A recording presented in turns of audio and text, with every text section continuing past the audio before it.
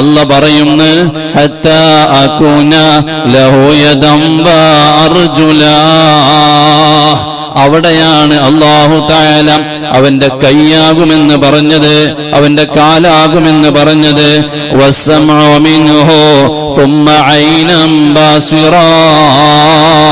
അവന്റെ കേൾവി സാധാരണ ഒരു മനുഷ്യന് കാണാത്തതിനെ കാണുന്നു, സാധാരണ ഒരു മനുഷ്യൻ കേൾക്കാത്തതിനെ അവന് കേൾക്കാനുള്ള കഴിവ് അല്ലാഹു തആല കൊടുക്കുന്നു.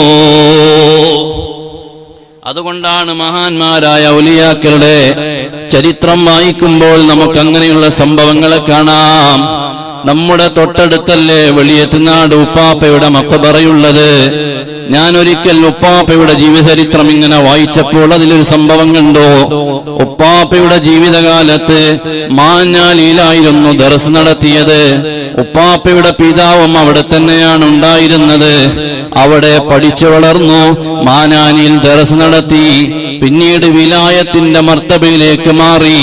ഉപ്പാപ്പ വെളിയത്നാട് നിൽക്കുന്ന സമയത്താണ് അതേ പാനായിക്കുളം പുതിയാപ്പള അബ്ദുറഹ്മാൻ മുസ്ലിയാർ എന്ന് പറയുന്ന വലിയ മഹാൻ, ആ മഹാനവറുകളെ വഫാത്ത് ക്കുന്ന സമയത്ത് പുതിയാപ്പള അബ്ദുറഹ്മാൻ മുസ്ലിയാരെ വഫാത്ത് നടക്കുമ്പോ അന്ന് മഹാനരായ വെളിയത്നാട് ഉപ്പാപ്പയുള്ളത് വെളിയത്നാടാണ്.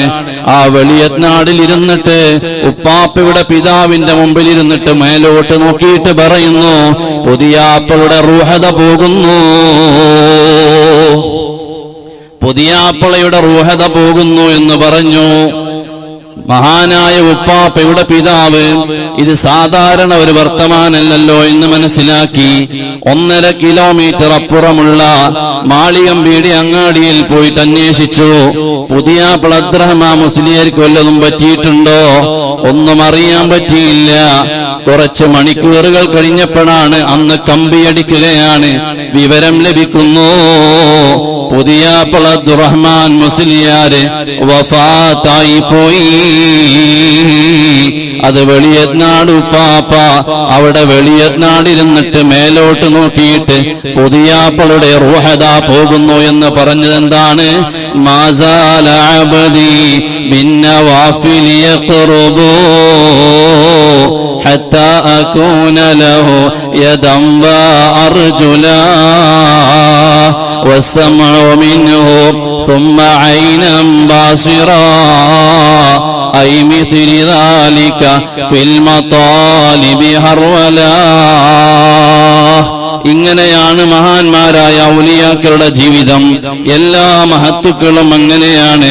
അല്ലാഹുവിലേക്ക് നല്ല കർമ്മങ്ങളുമായി എടുക്കുമ്പോഴാണ് മഅരിഫത്ത് കൊണ്ട് അവർ അല്ലാഹുവിലേക്ക് എടുക്കുന്നത്.